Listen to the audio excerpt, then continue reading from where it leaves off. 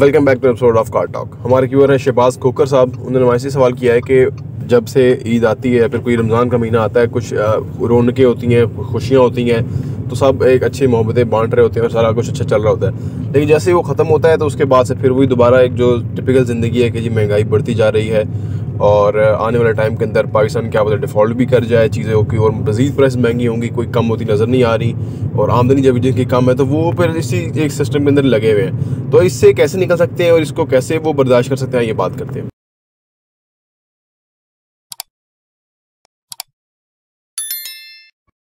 बिस्मिल्लाहिर्रहमानिर्रहीम, अस्सलाम वालेकुम रहमतुल्लाहि व बरकातहू। देखिए जी, दुनिया में ना दो तरह के लोग हैं।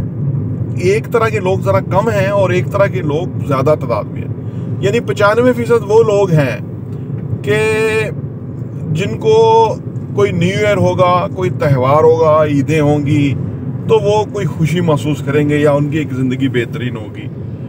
बाकी तमाम वक्त वो परेशानियों में, मुश्किलात में, काम पे जाएंगे तो काम बोझ होगा उनके लिए, बाहर होगा, वो चाहेंगे उन्हें छुट्टियां ही मिलती रहें, ज़िंदगी जो ना।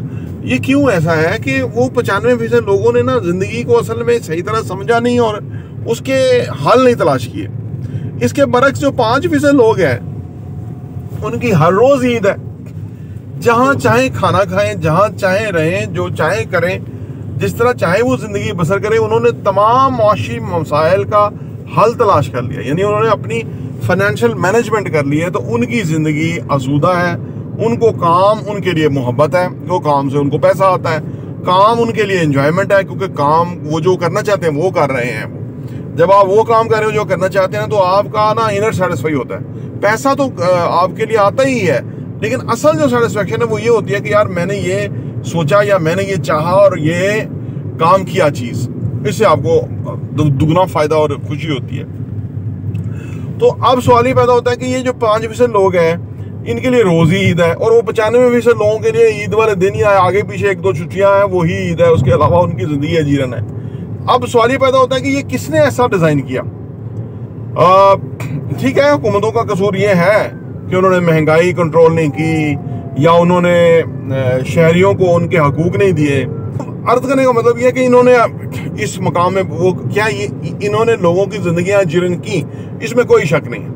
लेकिन बराबर में इंसानों का अपना भी कसूर है कि उन्होंने अपनी जिंदगियों को आसूदा करने के लिए कोई तदाबीर इख्तियार नहीं की, कोई हिकमत अमली इख्तियार नहीं की। देखिए ना, एक बंदा अगर फर्ज करे आज के दौर के अंदर, एक बात याद रखें कि आज से कोई 200 साल पहले, 300 साल पहले, यानी 70 साल के बाद, यानी 75-70 साल जब से पाकिस्तान आज़ाद हुआ ना, तो तब से जो वेल्थ थी ना लोगों की वो यहाँ रहना शुरू हुई, या हमने अपने लिए वेल्थ क्रिएट की लोगों ने।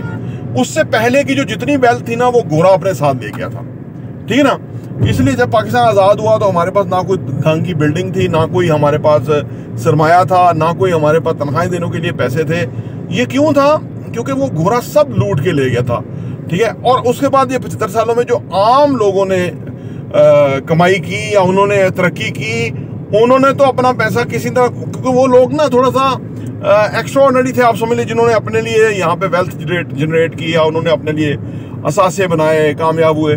लेकिन बहुत बड़ी तादाद के अंदर जो लोग हैं वो इतने काबिल नहीं थे या इतने उनकी इंटेलिजेंस नहीं थी, उनका माल ये लूट के ले गई। जो कंपनियां आज की चली हुई हैं, इस्टेब्लिशमेंट, और ये करप्ट सियासतदान और ये जो 2 नंबर के ब्यूरोक्रेट्स हैं, जो घटिया किस्म के लोग आ जाते हैं, बड़ी सीट्स बेचते हैं, ये उनकी दौलत लूट के ले गए।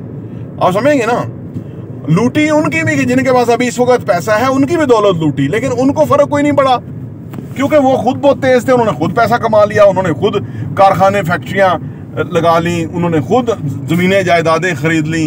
उनका पैसा तो यहीं रहा, उनके हाथ में रहा और वो उसके ऊपर पावरफुल हैं, वो जो 5% लोग हैं जिनकी एक अच्छी जिंदगी है।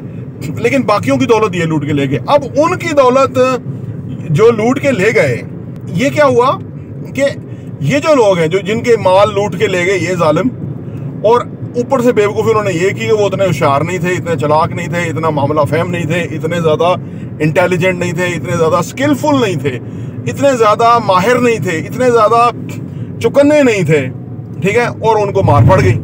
अब भी हम अपने चैनल प्रॉपर्टी विजन टीवी पे हमेशा इस तरह की वीडियो देते रहते हैं कि वो कैसे अपने आप को स्ट्रांग कर सकते हैं, अपग्रेड कर सकते हैं कैसे। आज भी चलो 75 साल में उनका नुकसान हुआ, जिन्होंने किया उसको तो बदवाएं दें, उनको तो लानते दें, और जिनको आप चाहते हैं उनको वोट दें, उनको लानते दें, उनको गालियां दें, लेकिन सारा वक्त यही ना करते रहें, अपना काम भी करें। अपना काम इस तरह से करें कि नौकरियां छोड़ें, कारोबार में आए। नौकरियों में कुछ नहीं रखा हुआ, वो गुलामी ही है। कुछ लोगों को गुलामी भी रास आ जाती है ना। वो देखें, वो कहते हैं एक बंदा जेल में रहा 30 साल, तो जब वो उसको जेल से बाहर निकाला गया तो वो अनकंफर्टेबल था। उसने कहा मुझे वापस जेल में डाल दें, क्योंकि मेरे लिए जिंदगी वहां आसान हो गई थी। नौकरी वालों का भी ये आलम हो जाता है कि उनके लिए जिंदगी आसान हो जाती है, उनको उसमें अच्छा लगती है कि उनको जो एक पर्क्स मिलते हैं, प्रिविलेज मिलती है, सैलरी मिलती है, उनको कोई और मेडिकल मिलता है, उनको कोई और बच्चा पैदा होने पे कोई फंड्स मिलते हैं, कोई मैंने ये चीजें उनके लिए ना एक गुलामी भी अट्रैक्टिव लगती है। लेकिन अगर आपके पास पैसा भी नहीं है और आप गुलामी में भी है, तो इस गुलामी को फौरी तौर पे ठुड्डा मारे। यकीन कीजिए, आप सीधा सब्जी मंडी चले जाएं, वहां से माल उठा के रीजनेबल प्राइस पे कोई आउटलेट बनाएं छोटा सा, जहां पे बेचना शुरू करें। ये मैं एक सोल्यूशन आपको, तो 101 सोल्यूशन है। वन डिश बनाना शुरू करें, और जहां पे ज्यादा पॉपुलेशन है वहां आप जाके वहां पे सेल कर दें, आपका पैसा डबल हो जाएगा। यानी और बेशुमार काम है। ट्रेडिंग में आप बहुत कुछ कर सकते हैं, एक जगह से चीजें खरीदें, दूसरी जगह जाके बेचें। देखिए, ये जो बिजनेसमैन होते हैं ना, जैसे ये ट्रेडिंग के अंदर लोग हैं जो ये प्रोडक्ट्स बेचते हैं, इनको पैसों की बहुत जरूरत पड़ती है। अगर आपके पास थोड़े पैसे भी होंगे ना, सम टाइम में रीजनेबल प्राइस पे चीजें निकाल देते हैं, वहां आपका मार्जिन क्रिएट हो जाता है। तो मैंने अर्ज करने का मतलब ये कि अगर आप चाहते हैं कि आपकी हर रोज ईद जैसा हो, आपका हर दिन जो है वो एंजॉयमेंट हो, हर दिन आप अपने फैमिली, बच्चों के साथ, लव वंस के साथ अच्छी तरह जिंदगी बसर कर सकें, तो फिर आपको अपने आप को चेंज करना होगा। क्योंकि जो एक्शन आप प्रीवियसली लेते आ रहे हैं, उन एक्शंस का जो नतीजा है वो वही होगा। मेरी बात समझे? जब आप एक्शन बदलेंगे, नताइज बदलेंगे। तो एक्शन बदलें और नताइज बदलें, और इससे आप अपनी जिंदगी को बेहतरीन डायरेक्शन पे लेके जा सकते हैं। ये जो ईद आती है, ये जो खुशियां दी गई हैं हमारे लिए, देखें आपने एक बार इन ईदों का फलसफा भी आपने जरूर चेक करना। जैसे ईद उल फितर है, इसका जो फलसफा है वो ये है कि हमने रमजान के रोजे रखे होते हैं, हमने मुश्किलें, भूख प्यास बर्दाश्त की होती है, हमने अच्छे अमाल किए होते हैं, उसका सिले के तौर पे हमें ईद मिलती है। तो यानी कोई भी जिंदगी में खुशी जो है ना, वो सिला के तौर पे हमें मिलती है। अगर आप चाहते हैं कि आपको अच्छा सिला मिले, तो आपको उसके लिए कोशिश करनी होगी, तो फिर आपकी जिंदगी हमेशा आसूदा रहेगी। प्रॉपर्टी टीवी देखने का बहुत बहुत शुक्रिया।